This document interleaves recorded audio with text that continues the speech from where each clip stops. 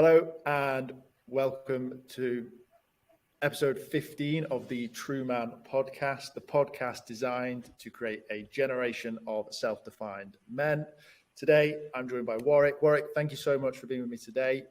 I believe you're a burnout coach specialist and have an active interest in Andy's Man Club as well, which are perfect topics that we're obviously going to touch on today. So how are you today?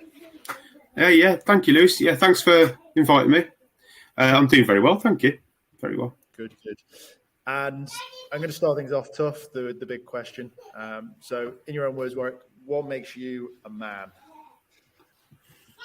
That's interesting. And that's changed at different points in my life, I think. Especially having a daughter was a huge change in my life about what being a man means. So I think through time for me, it's about embracing vulnerability is a huge part of me being a man.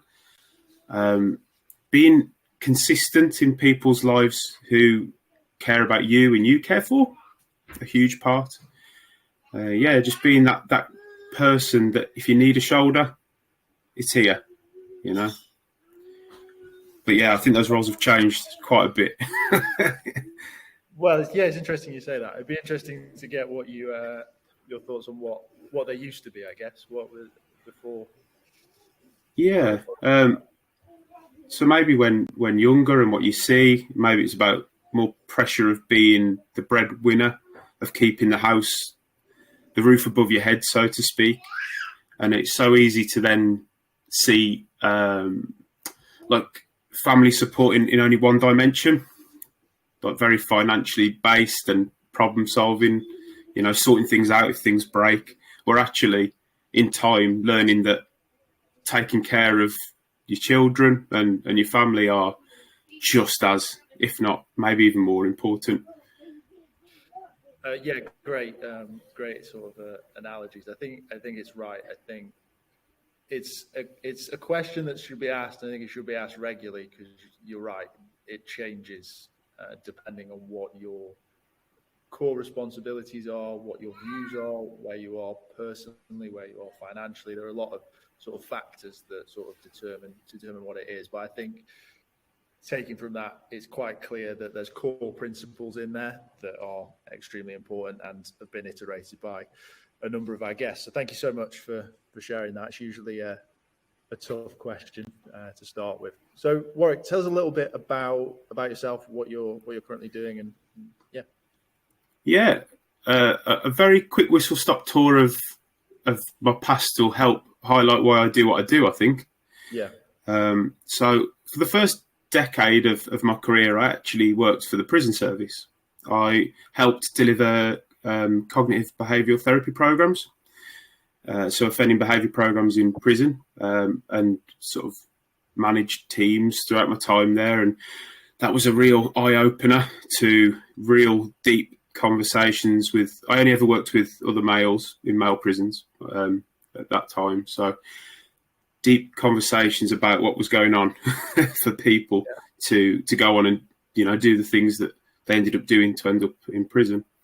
But also where we share similarities in what we're trying to actually achieve, but it's how we go about doing them. Following that, I had an opportunity being an exec myself. And in between the end of that 10-year and exec is where my own burnout came in. So a real pivotal point in my career and life. And then after that, a complete change of pace into sort of executive coaching. But in time, a good friend of mine who's another coach said that your niche will find you.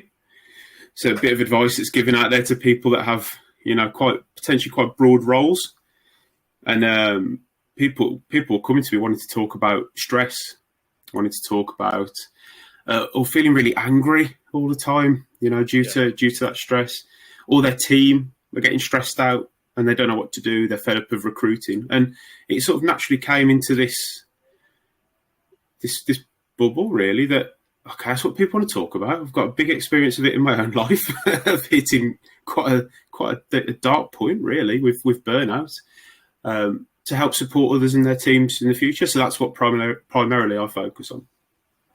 Amazing. Well, I didn't actually know that about you in regards to your prison work. So it's something that's of real interest to me as well, especially young men and sort of, I guess, guidance and sort of potentially reducing the chances of that happening and those sort of things. So what were the main things that you were sort of seeing? What was the reasoning into why people were finding themselves in that quite desperate situation? Essentially, it's sort of the end of the road, I guess, isn't it, prison? Yeah. So I think, as you'd expect, a lot everyone has their own story, and they can be quite different, but there are similarities that you can pull out. I think how someone's, it's a bit of a dice roll, really, but your upbringing has a huge part of what the next part of your life looks like. I think, the role models you have, how you see the people in your life deal with their problems is a huge part. But then also closer to times, particularly when you've got people who maybe have led offence-free lives for a long time and then committed an offence, there might be some significant triggering events that occur, whether they're like, I don't know, relationship breakdowns came up quite a bit, or redundancies, or, financial problems. So they can be quite, they were quite common too. But I guess then it's how you then go to problem solving in your mind of how to help deal with this, and different people take different approaches. Yeah, it's interesting you say that, because as you were listing those things, I've just read quite an interesting study on male suicide, and literally every single situation that you said there is also a reason, or a potential reason, as to why that was the cause of death for them. And you're right, it's about how you can, what's your dealing process. And obviously going to prison isn't a great solution, but it's obviously slightly better than potentially ending your own life. But there's obviously a lot more better solutions to your problem as well. So it's really interesting that those are still the core problems, and is something that, for me personally, is, rather than looking at the problem, it's looking at the cause and how we can sort of help people. Yeah, deal. absolutely. And I think that's something that you're sort of looking at as well, because burnout and that side of things can potentially lead to some of these problems as well, right? Yeah, absolutely. I did actually read that you put up. Obviously, it piqued my interest because of my work with Andy's Man Club, and I guess we can go on to that at some point. But yeah, it's about, I guess the thing for me about burnout as well, because there's two elements of it. There's the internal side, which is, I guess we all deal with different levels of stress, and it's about how we deal with those. But then on the flip side, it's about the culture of the workplaces. If they're creating excessive amounts of stress, your own ability can only go so far. So it's got to be taken both into account how we deal with stress in a hopefully more positive way, but also what can our workplaces do to prevent those overloads of stress in the first place. Yeah, no, I'm to give you a little bit of a background on myself. I used to work in finance, and that's hell is the short version.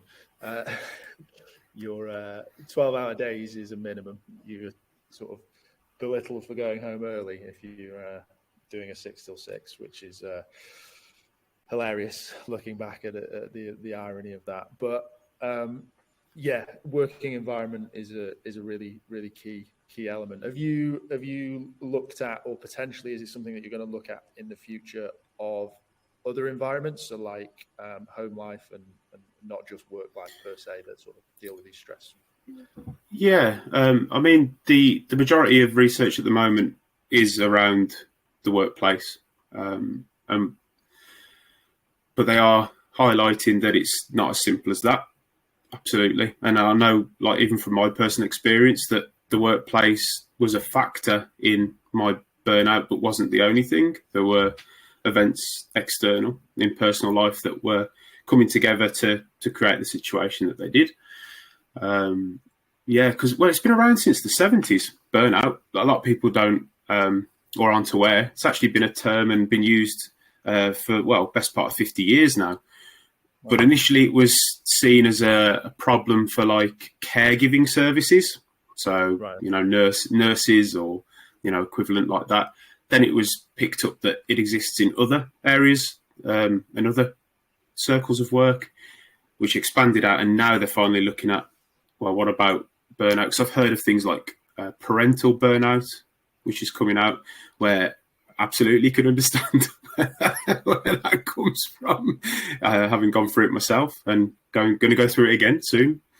So because I don't know about you, Lewis, but I've always found the phrase work-life balance to be a little bit weird for me. That it's all part of the same puzzle. We take our work home if it's not going well, and we take home to work if it's not going well. So it's got to be something that we work at from both angles. Yeah, definitely. It's not. I've never really thought of it like that. I've never really gone that depth into that term. But yeah, when you say it like that, it's kind of true. The reason that I'm doing what I'm doing is a combination of a burnout, personal loss financially, and also a breakdown of a relationship at the same time. So I was sort of hit with a triple whammy type scenario. And yeah, the pressure from home fed into work, which then fed back to the pressures at home, which then fed into financial pressures, which, yeah, it was just a trifecta of mess, essentially. It's probably the best way of putting it, right? But yeah, it is sort of missed. Work-life balance is talked about, and it's more about how work can be the current solution to work-life balance seems to be either work from home, flexible working, reduced hours. It's not really looking at how it fits in with the rest of your life, or how the rest of your life fits in with work, which is, an interesting sort of view on it, most definitely. So like for example, many of I call my clients like coachees or members. I don't really like the term client because it's not really that kind of world. But a lot of the coachees who I support, who are sole traders or entrepreneurs doing their thing, because that boundary between work and life becomes very blurred. as I'm sure you know through doing things like the podcast and the work that you do. A lot of the conversations that we end up having are about what you do for self-care in your own time, as well as preventing burnout from workload inside of work as well. Yeah, absolutely. Awesome. So yeah, let's have a little bit of a story time. Let's go into a bit more depth into regards to your life as an exec and your sort of journey with burnout, if you don't mind. Absolutely. So mine came about at the actual point which led to me leaving 10 years in a certain job. And there were the work-based elements. So it wasn't to do with workload. And this is what shocks a lot of people, because you automatically assume that to help people prevent burnout, you look into how much work you're giving them. Not at all. Absolutely not that it can be for many or a part, but it's one of the 6 areas. So there's a tool I use, which is based on research. It's up on the World Health Organization. It's not me who's just picking these out of thin air. I like to use things that are out there and have the evidence and have the backing. But it's only one of the 6 areas is workload. And similar to my scenario, workload had nothing to do with it. It had to do with my feelings of fairness in that workplace. So that was fairness around how I was treated by my, at the time, manager. And which then led into the external scenario was a miscarriage. So a big deal between me and my wife. It was our first one, first attempt, first pregnancy, first miscarriage, and had a huge impact on both of us. And it's only when you start talking to more people later that you realise that actually quite a few people have gone through this, and it's far more common than you think when it's happening to you. Like a lot of our problems, we feel like, why is this happening to me? And you don't hear about this much, so, I don't know what to do.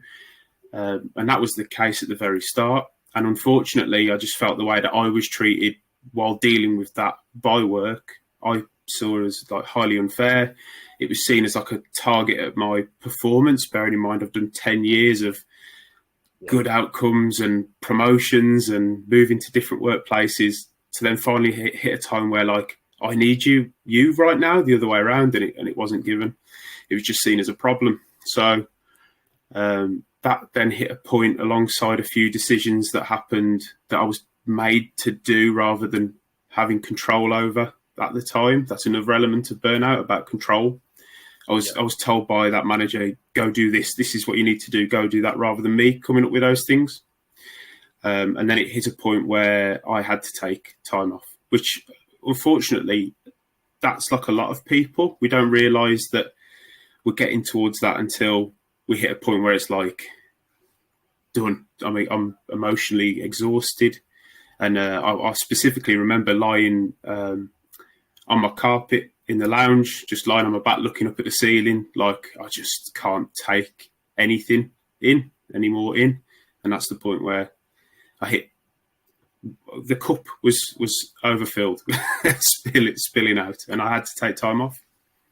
Yeah, no, it's. I felt like you were about to say rock bottom then, but then you changed it to overfilling, which was is interesting.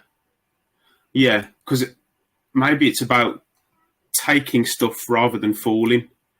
Yeah, because it's just maybe a shift in mindset. Maybe at the time I did think rock bottom, but maybe that's just probably how I'm wording it now. Where if we see it as building and overfilling, I'm not like, because people get this, I've fallen down to square one mentality, where that's not what's happened. You're in the same place. It's just too much has come in, not that you've dropped. Yeah, I think that's an important one. Yeah, I like that, because that report that linked to the article that I wrote, that's one of the things as well is it talks about is it's a decision made based on an overflowing of life events. It's a rational decision rather than a fall or a change in circumstance. It's a pressure of too much. So yeah, an overflowing of a cup is a nicer example, because not every problem is about becoming worse per se. It's more about like additional stresses and additional things sort of being mounted on and added to, which I think is an oversight that a lot of people miss. They sort of say, "Oh, why are you feeling? What's happened?" Like, well, this has happened. Okay, but what's happened to make you sort of go there, rather than like an additional amount of things. So yeah, an interesting way of describing it. Yeah, there might have been a straw, the phrase straw broke the camel's back. There might have been, but it's recognised that burnout is consistent. It's consistent stress that's not managed is burnout. So it's all about frequency and how, if we keep on to that stress when new things come in, that's what it's about. Because stress is normal. Yeah. Stress is normal. It's just that we'd like to think that we deal with the stress or the stressor and move on to the next one and feel capable just to move through them in that way. But if we don't empty that stress in our system before the next one, it just builds up to a point where you can't take anymore. Yeah. So I got a question for you, just out of more interest, I think, than any. Stress, burnout, and mental health. How do you see them coinciding, or what's the difference, and like how do you differentiate from them, in your opinion? Yeah. So I think the easy one to link there is burnout and stress, because the way that I try and explain this to people when we do work together that stress, you can be stressed about any scenario in a positive or a negative way. So there's the stressor, which is whatever, and it can be anything that happens external. And then the stress is just the internal response to that. So technically, if something is happening and you're getting really excited about it, technically there's stresses in the body, but we don't really word them that way. We word it as, I don't know, if it's nervousness or anxiety or just really looking forward to something. So they're quite easy to link. And the work that I do with people who are feeling angry due to stresses at work, it's identifying that all these scenarios happen and all of them do put stress into the system, though you might not see it that way. And then even then, it might not even be anger. If you understand more about like the emotions that you can have and wording them, they can be completely different things to anger. So it's dead easy to, I think, to link burnout and stress. I think the definition of burnout has the word stress in it. So that's an easy one. The harder one is mental health, absolutely. Because I know there's multiple articles around, is it burnout or is it depression, for example, or is it burnout or is it anxiety? And I think they can easily be overlapped, where if someone's dealing with burnout, they might be dealing with depression and maybe dealing with anxiety as part of that, which makes it really hard to separate and pull apart. But you have to be really careful, don't you? Where it's similar, it's like the difference between having depression and feeling depressed. Yeah. Where you might feel depressed, but that doesn't necessarily mean that you are managing depression. And that's an easy trap to fall into, I think. So I would argue that one is they should be taken seriously in their own right. Absolutely. Those some of the symptoms link. Yes. I think why I've asked that is because when I first started this over a year ago now, first podcast speaking to someone, it was purely mental health. I was under the impression that I had mental health issues. I was depressed and these sort of things. But literally speaking to you for 22 minutes, I've decided that I was burnt out and that I wasn't depressed, which it might be wrong diagnosis, but I think it's also really important because mental health is a spectrum, which I'm sure we'll go on to in a second, in a bit with the other stuff that you do as well. It's so vast and so large, yet there's so many problems that are either ignored, one, which is probably the worst, or two, linked in as like low-level mental health, whereas ironically, they're the extreme version of the thing that's ignored. So like extreme burnout, based on everything that you're saying, could have the same effects on someone as mild mental health, for example. So this almost nether zone, grey zone that's only just really starting to be spoken about is where, for me personally, from everything that all the people that I've been speaking to, and the more that I look into this, this seems to be the area that's actually causing the most problems. And mental health is just a term that's been brushed, sort of folded over the page to say, oh yeah, that's mental health as well. And I don't know, what's your thoughts on that? Yeah, I agree. Or that people are self-diagnosing, which is, well, I remember being told, so back in the days when I used to deliver cognitive behavioural therapy, we used to get counselling as part of that, because you're obviously taking in a lot of very sensitive stuff and scenarios. And I remember my counsellor at that point saying self-diagnosis is one of the most dangerous things you can do, because you then say, well, it's this, and then you'll start, what we're brilliant at is then pulling every bit of evidence that agrees with that statement and then ignoring or blurring the bits that aren't. And then you can end up almost feeling like you've got whatever that is. Yeah. And it might be the case, but it might not. So, yeah, I think there's an absolute risk, and leave it to the professionals to be able to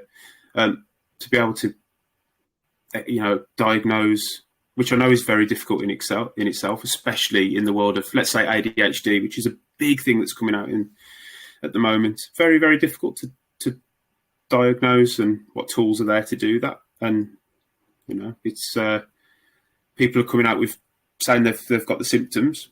They might and need to work out or find out if that is the case or if it's something else. You're right though. It's a grey area. Yeah, it seems that it needs more people talking about it, which is good. I'm glad. Funny that got a headache. Google it. Right, I'm dead in a week. Absolutely, yeah. And the first thing I tell people is if they are at the point where I was, like lying on your lounge floor, looking at the ceiling, thinking I cannot take anything else, then my bit of advice is go to your doctor. That is not the time to talk to, like, even myself at that point. Absolutely not. I'm here to help. So pick out some of the symptoms that's on the way towards that, or spotting that in yourself or in your teams, and then what you can do to help reverse, to prevent getting to the point where you go off, where you take months off, where you leave your job or quit, or all these things that can happen. But if it's at the actual point of full-blown exhaustion, go see your doctor. Okay, that's sensible action, right? So let's go back to that point, and you're on the floor and you're thinking, literally no one speak to me, because if I get one more ounce of information thrown at me, I'm done. How are you feeling? What did you feel the potential outs were? What was going through your head at that time? Yeah, so I think numbness is probably the best word I can explain, which I guess is where people then will find a similarity between depression and this, because common symptom from what I've read anyway, I'm not a doctor, but a common symptom of depression is like a general numbness. And it's not that I necessarily feel sad, it's that I actually don't feel much at all. And I could say that was definitely there, and anything, like, it was shut off altogether. So I was not the best person to talk to. I couldn't give you any advice at that point. If my wife was talking to me, it was just really hard to listen. You feel like you want this alone time, but the alone time doesn't make it better. It's an interesting one. I remember thinking it was a kind of I don't know what to do next moment, because you don't have that clarity that you normally would have. So you hit the point where I'm not sure what I want to do, what's wrong, what's happened to me. Because, not being clued up about what to look out for before, didn't really know what was going on. Is it depression? Am I hitting a point of depression? And in my mind, like, well, maybe, because I'm dealing with a bereavement. So could it be? In hindsight, I don't think it was. And I did seek professionals, saw my GP, and at the time, a wellbeing service, which I would absolutely recommend people, if they're at those sort of points, to seek the support that is available. Yeah. So there was a wellbeing service, and with that sort of work, funny enough, the time spent while resting and what you do with that rest had a huge difference on how getting yourself back to where you want to be, Yeah, but it's very hard to explain, to be honest. A really good question, because you're not really in the state of mind where you're properly thinking. It is more of a fog. Yeah, no, I'm complete agreement. That was essentially how I was feeling. Was just like, I've described it as graphically as you want this to be described, as a man in his pants sitting on the sofa. That was essentially me. There was nothing. There was just, I was just a shell. I'm interested because there was also the pressure from your wife at the time, and obviously she was going through stuff as well. Yeah. How, if anything, were you able to sort of support on that side and vice versa, I guess. My wife was an incredible source of support through that time. Actually, I guess a lot of people would just assume that you might just be being lazy, or you're just refusing to do stuff, where she wasn't like that at all. She was absolutely going through her side of the miscarriage as well, obviously.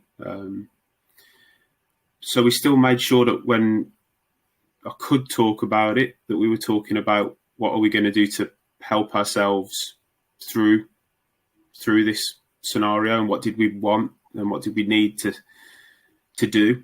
So there's certain things that we did do, such as like our own little personal service, just us two, which we wanted to do in a very specific spot.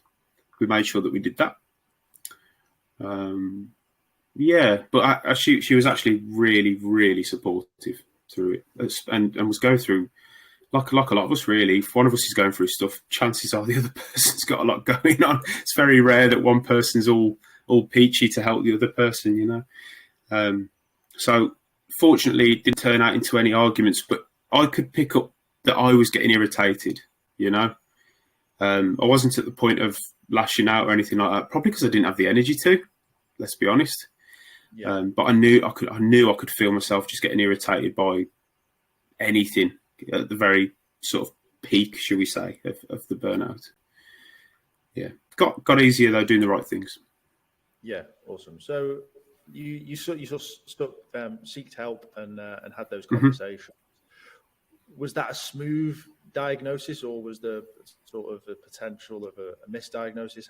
How did that sort of come to the conclusion? Yeah, well, one of the first conversations with the doctor was, do you want to be put on a certain type of medication? Was the absolute very first thing. And I said, I said no. Can you? Because I guess through my background of delivering behavioural programs, I wanted to make sure that I could do what I could internally to turn this around for me before relying on medication. I'm not against medication. It's just how I felt. If it got to a point where I felt like I absolutely needed it, then maybe. But I wanted to give it a chance first. But they were very quick to offer that as the route, and to try and almost influence me that it was a smart decision to make. So they were on about how it's there to support you to make the decisions to change, where I was pretty adamant at the time that I just didn't want to.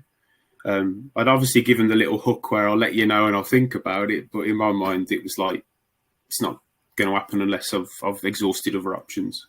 Yeah. Yeah. So it's interesting that's the go-to response, right? It's yeah. And in another scenario I might have done, but I'm glad I didn't. Yeah. But that's knowledge, right? As well, I think without that sort of internal knowledge, you may have just taken. I've got stories and people that I know that have been to doctors and GPs, and some have been fortunate as well to be sort of given, I guess there's always a bit of a postcode lottery to these things as well, but given alternate care, but also given drugs as well. And it's like, it should be, like you say, almost that last resort. It shouldn't be the first roll of the dice. Yeah, I was very surprised that was pretty much the first point of conversation. After asking they did ask if I've been in touch with wellbeing services and things, and I said yes. I don't think I'd started any of the calls by that point. Yeah. And then they went in and offered that. So I hadn't even had a single call to try something else out. Yeah. Well, it'd be a long podcast to talk about the NHS, so maybe save that for another one. Yeah, deal.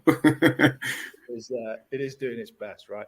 So it's interesting that that's the go-to solution, but you chose to sort of stick to your guns and decide to do other activities. What did they look like? What was the wellbeing service approach? How did that sort of unfold from there? Yeah, well, I was so impressed with the wellbeing service that I ended up using it later in life as a preemptive measure for another scenario that I went through. So I would encourage. I know that could be a bit of a lottery depending on who you get. Sure, but both experiences I've had have been fantastic. To the point where 18 months ago, I had a very close family bereavement. My dad died, and as one of the first things that I wanted to do, because I could notice in myself some big changes, I reached straight out to this wellbeing team. I think from being a coach and supporting people, the first thing you know and realise is that you don't do this alone. Like, find professionals, find support, and it will help. So that was one of the main things I did. I think the calls were like weekly or bi-weekly, so there was still a lot of time between. And one of the best things in hindsight that happened is a neighbour I was very close with. I've got a dog. They had a dog, and I was very close friends with her husband, but he's out at work, and she at the time wasn't in work, and said, "I'm walking the dogs. Do you want to?" Basically, it's not "do you want to." You're coming walking as well, and just getting you out of the house, getting you walking, talking about whatever you want to talk about. We didn't talk about that kind of stuff, It's not like it was a therapist or anything. Just talking about stuff. And exercise, which now, knowing what I know, exercise is such a massive part of preventing burnout and recovering from burnout. It is huge. Yeah. So, and those things worked a treat, as well as conversations, properly talking with my wife about how I was just generally feeling was a massive part. And then I guess the ultimate decisions I made were from the wellbeing service, because it's kind of like a counselling service where you come up with your actions that you want to take, and it was to leave the job that I was currently in, and that was the end of that 10-year career in that world. Yeah, nice. Some interesting points there. I think one is exercise, right? And I'm love to get your opinion on this. There's levels to exercise, right? You can run a marathon, or you can go walk the dog. Depending on where you're at, do you think both of those have the same sort of positivity on what you're trying to achieve? Oh, it's a good question. I think both will have similar outcomes to stress.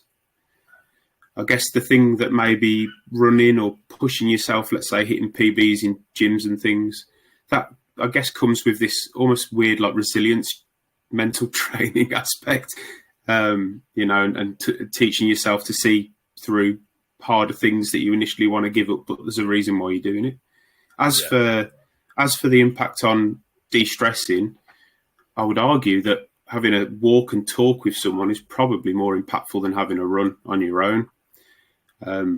It's about doing things. So even if a scenario's finished, right, we've had a stressful day and something big's happened, and even if we've dealt with it, the internal element of our stress doesn't just disappear because of that.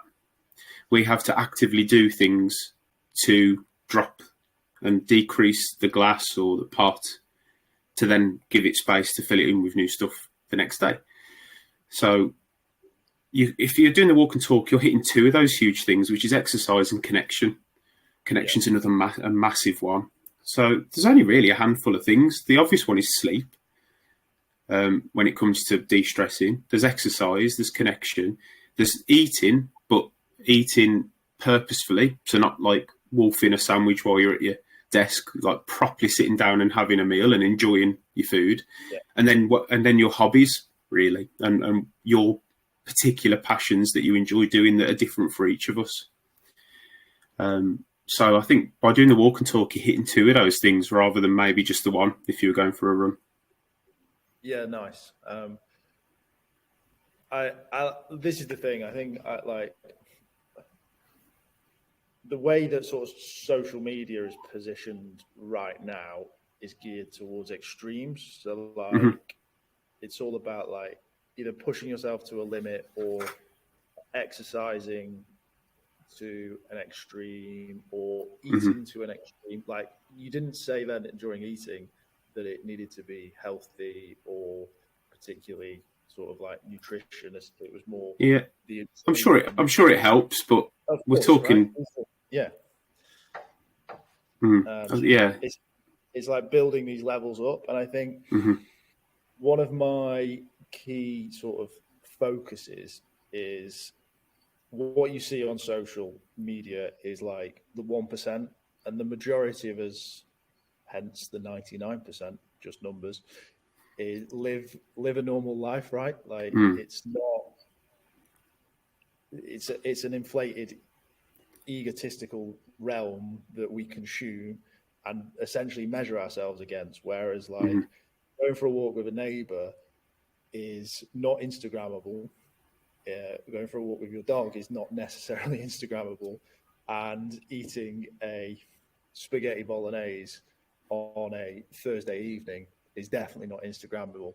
Yet all three of those are beneficial to your life that will allow the stepping stones that if your goal is to run a marathon or go into crazy eating regimes or whatever it might be, that's the stepping stone to start. Whereas it's like, I've got to do this, fail, and then that creates, I imagine, its own stresses and its own problems as well.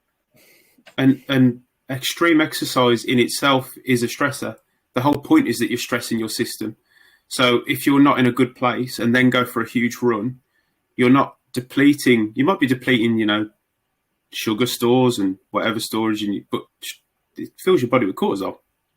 The same with weightlifting. It's kind of the point. you overstress your body to then repair itself stronger. That's the whole point of doing it. It's an interesting point, though, that you make. And I think, again, it changes with what happens in your life. Like through my teenage years and early 20s, I was definitely a 6 day a week at the gym kind of guy. I loved lifting heavy things and putting them down and picking them back up again. Like, it was kind of my thing. But then as I got older, slightly changed. And then it got to the point where I had my daughter, and you really question, and this is just a question I generally ask people, to what end? Like, why am I doing this? And what do I actually want? And is it enough? So, for example, nowadays, I'm far more focused on just moving generally than going to the gym. I'm more interested in getting steps in and doing my walking. I'm far more interested in like lighter weights, but just making sure I'm doing the moving. So I want to be able to do whatever my daughter and future kids want to do. So if they want to go for a little stroll, I'll go. If they want to go for a little run, I'll go for a little run. My daughter always wants me to pick her up for whatever reason, and she's only getting heavier every day. So, I want to make sure I'm able to do that, which in reality, most people can do. The majority of people can. So, I just ask myself why am I doing it? And is it just to tickle my ego? And sad to say, especially in my early 20s, absolutely. And it just doesn't make sense like it used to. So now it's maybe two days a week at the gym and just a lot of moving and walking and Yeah, definitely. I've got friends who've just had kids, so I'm early 30s, and I've not got any kids, and I'm single, so I've not. This is not on the cards by any stretch of the imagination, but I want them one day. And when I sort of turned 30, that was literally the same mindset. Was like, right, what do I need to do to be allowed to play with my future kids without being out of breath or not being able to do it, and also grandkids. So like, I made that conscious decision at 30 that that's what I was going to do. Prior to that, I was in a really fortunate position that I did a lot of sport. So everything that I did had a goal. So it was getting stronger to move a boat faster rather than just a generic sort of building the number up, which is a healthier relationship with fitness, right? Is a goal orientation. Or like, if it's a team sport, I want to be the absolute best I can be for my team. Yeah, I know it can happen. Like, I've done a few like solo sports in my life, like a bit of boxing growing up, and even golf when I was a bit younger, and they're quite just you and you, right? And that's why they're so stressful, because there's no one else to blame when it goes wrong. But it does feel nice when being part of team sports and working on the skills to try and get your team to win rather than for you to win. It's just a totally different feeling, isn't it?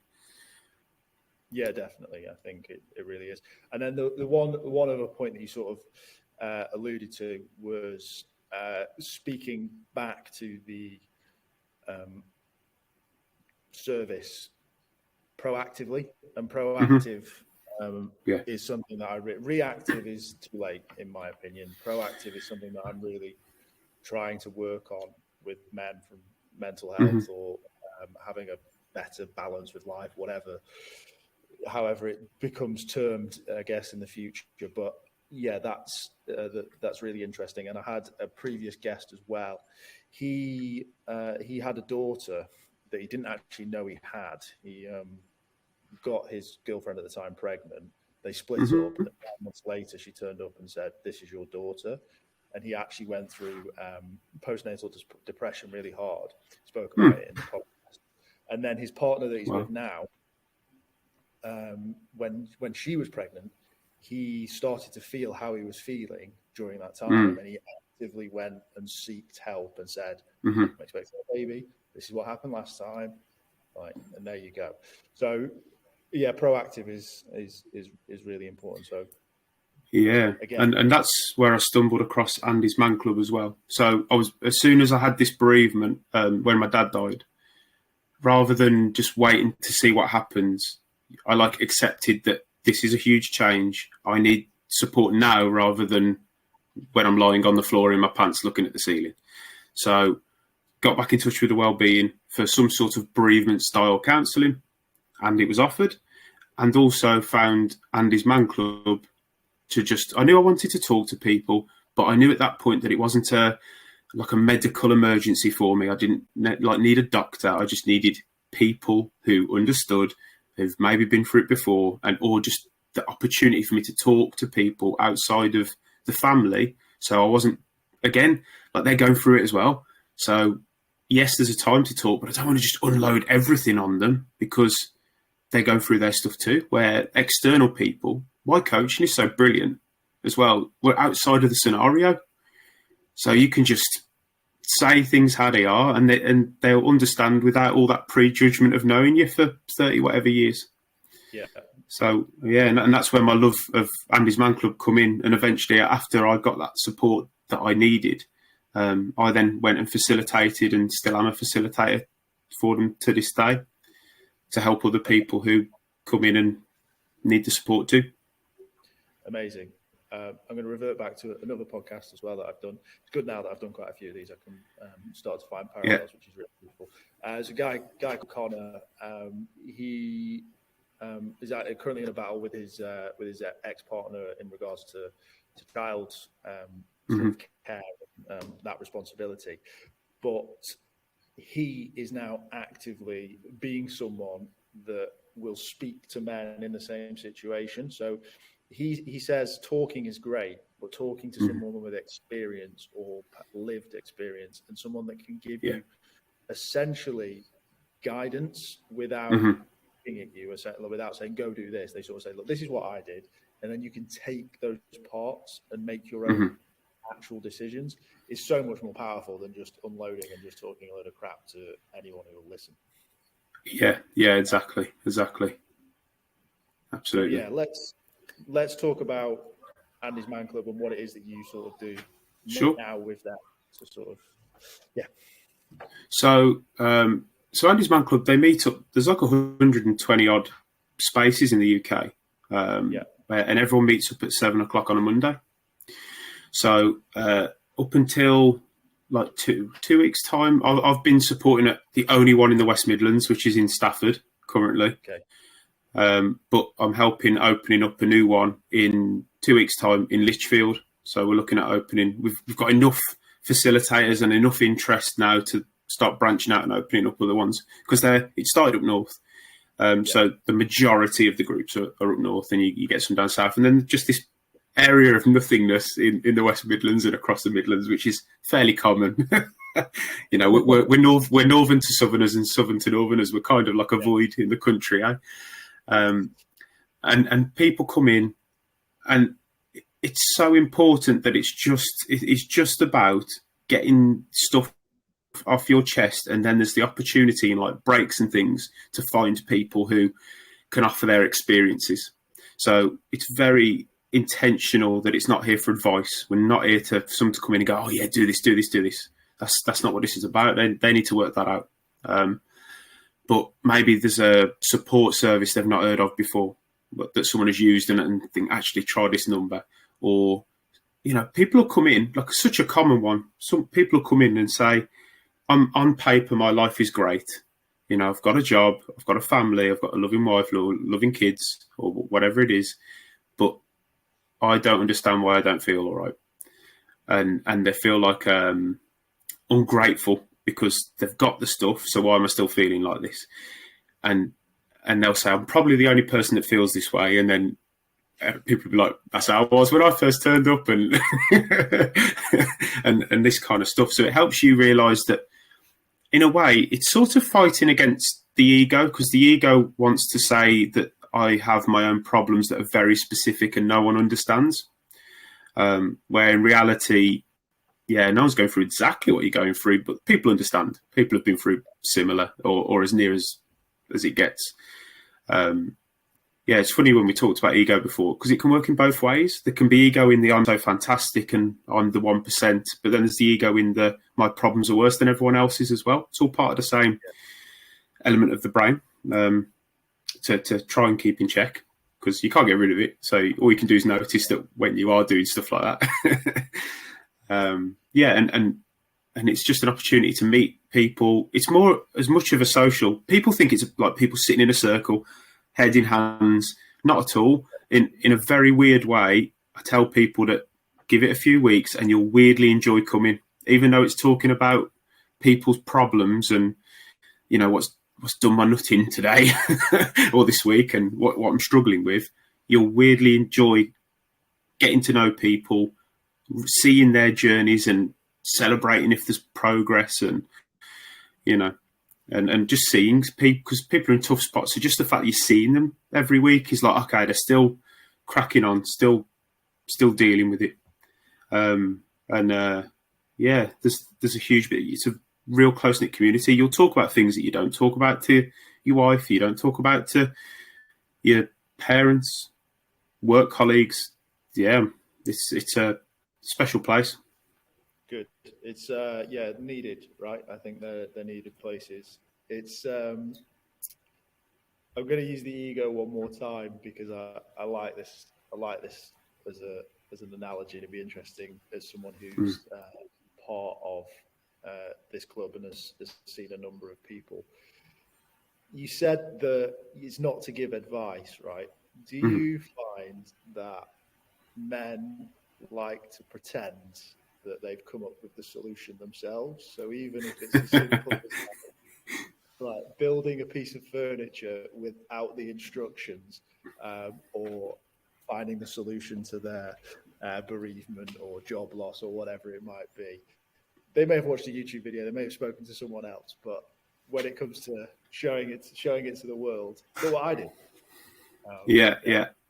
In a physical way, yeah, you did it. But I guess my argument to that one is absolutely nothing you've ever done is completely your decision. Like we're born not knowing what to do at all about anything apart from breathe and, you know, drink and pass it through. That's pretty much what we do. So everything that you then go do is down to the influence of your experiences and other people, and all those experiences are other people. So yeah, I guess the argument is technically nothing you do is you and you alone, because you'd have taken your idea off someone somewhere. I completely agree, but I still think we're stubborn enough to pretend. Yeah. So I think that's great for that, because it allows you to have those conversations and find it yourself and do it yourself, which is the most important thing in my opinion, for men. Yeah, it's so important to still come up with that decision. and follow through with it. It is. But you're right. Then we want to sort of take credit for it, but we won't take credit for the failures, right? That's someone else's fault. Oh, funny that. Yeah. To use the golf analogy, it's usually the golf club manufacturer's problem, not mine. Yeah. These days. So yeah, it's I'm all for these sort of places. We did a talk ourselves. We did it on redefining masculinity, and we did sit in a circle. And the first bit was a little bit "I'm a man," like anonymous type. But it then sort of turned into a more of an open discussion, which was great. I think for a first time event, I was semi happy with it. But yeah, awesome. I'm glad that it's not like that at Andy's Man Club. It's more pressureless than seem to be pressured as someone new, shall we say? Yeah. You can turn up and say nothing if you like. It's not compulsory to even say anything. So. Yeah. Amazing. So when does the one open in Lichfield? I am down there, not next Monday, but the Monday after. So very quickly pop my calendar up. It's the 21st of August. So it's going to be, I believe, if you go on Andy's Man Club website anyway, they've, I believe, announced it this week of the opening. So that'll be there. But Lichfield, I believe it's the fire. You know, like fire stations have like community areas attached to them. It's inside there because being quite a busy and fairly expensive real estate wise place, Lichfield, it's quite hard to find spots that are willing to offer free, room because it is a charity at the end of the day. Yeah. So you are going off the goodness of people's hearts. So Stafford is done at the rugby club. They've obviously got a big interest in male mental health and support. So you will find people and places that are interested, but that's where the Lichfield one's going to be. And I'm sure I'll be posting up bits and bobs myself on my own LinkedIn and so on when we're up and cracking with it. Amazing. And I guess sort of the final question from me in regards to everything that you do, your own experiences and what you've seen through Andy's Man Club. What do you feel is missing for men? What's still missing for men in this space? Wow, what a question that is.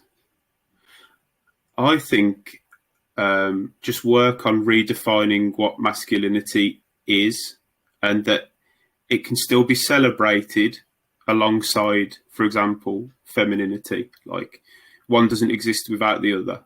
It's all part of the old school yin and yang.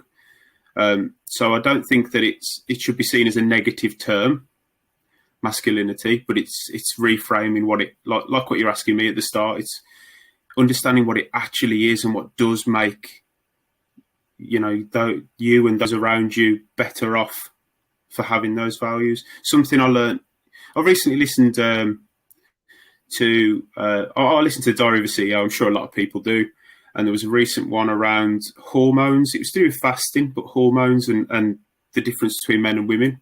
And it just really highlights that, okay, there's a lot of similarities between us, but there's also things that are just different in the way that we work and the way that the hormones are released around our system and the impact that they have. So how can you use that to support everyone?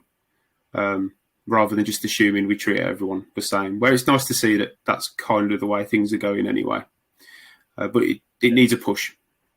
And I think also to get rid of the taboo on people that do take their own lives.